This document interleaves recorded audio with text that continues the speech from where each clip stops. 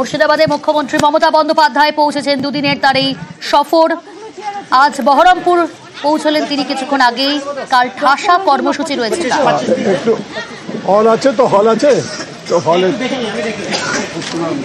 আমি কথা বলবো, প্রতিনিধি আবির রয়েছে আমার সঙ্গে।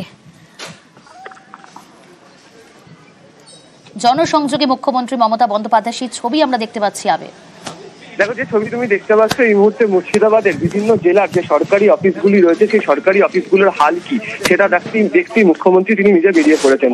তিনি কিছুক্ষণ আগে প্রশাসনিক বৈঠক ডেকেছিলেন। সেই প্রশাসনিক বৈঠক এমপি এমএলএদেরকে নিয়ে শুরু হওয়ার কথা ছিল হচ্ছে সার্কিট হাউসের মধ্যে, এবং সেখানে এমপি এমএলএরা পৌঁছেও যায়। হঠাৎ করে মুখ্যমন্ত্রী জেলা শাসককে সঙ্গে নিয়ে এবং চিফ সেক্রেটারিকে সঙ্গে নিয়ে তিনি বেরিয়ে পড়েছেন এবং এই মুহূর্তে বিভিন্ন যে সরকারি অফিসগুলো রয়েছে সেই বিভিন্ন সরকারি অফিসগুলো তিনি ঘুরে দেখছেন। এই মুহূর্তে তিনি আইএনসি অফিসে এসেছেন, সেখানে যারা কর্মচারীরা রয়েছেন তারা ঠিকঠাক মতো এখানে কাজ করার সুযোগ পান কিনা, সরকারের যে সমস্ত বিভিন্ন সুযোগ সুবিধা দেওয়া হয় সেই সুযোগ সুবিধা সরকারি কর্মচারীরা পাচ্ছেন কিনা সেই জায়গাটাও দেখা হচ্ছে।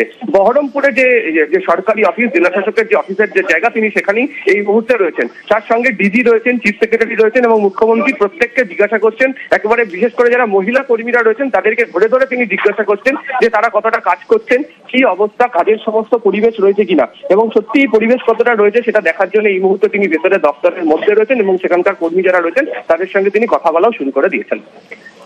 একই সঙ্গে আবির, জানার চেষ্টা করব, আজ সেই অর্থে কোনো কর্মসূচি না থাকলেও আগামীকাল ঠাসা কর্মসূচি রয়েছে। যদি বলো যে কি কি কর্মসূচি রয়েছে আগামীকাল মুখ্যমন্ত্রীর।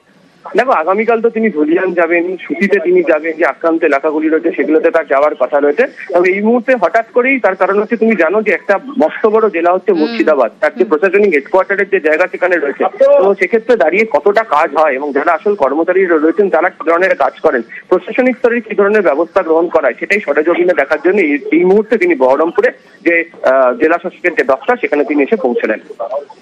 বেশ, সঙ্গে থাকো আবির।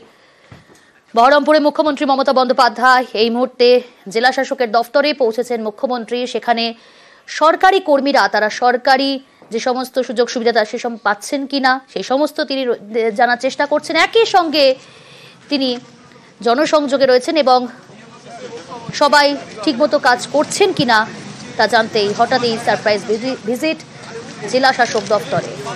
বহরমপুর যাওয়ার আগে ডুমুর জোলায় কি বললেন মুখ্যমন্ত্রী একবার শোনাই আপনাদের।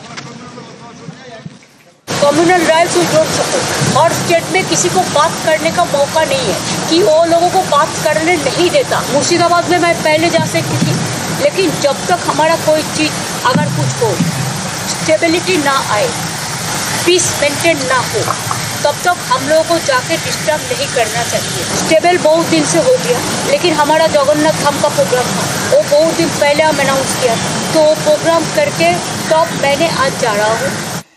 এই মুহূর্তে বহরমপুরে মুখ্যমন্ত্রী মমতা বন্দ্যোপাধ্যায় জেলা শাসক দফতরে তিনি পৌঁছেছেন, জনসংযোগে রয়েছেন এবং একই সঙ্গে জানিয়ে রাখবো আগামীকাল তার ঠাসা কর্মসূচি রয়েছে। কাল দুলিয়ান শামশেরগঞ্জ পরিদর্শন, অশান্তিতে ক্ষতিগ্রস্ত পরিবারগুলির সঙ্গে দেখা করবেন, তাদের হাতে তুলে দেবেন অর্থ সাহায্য।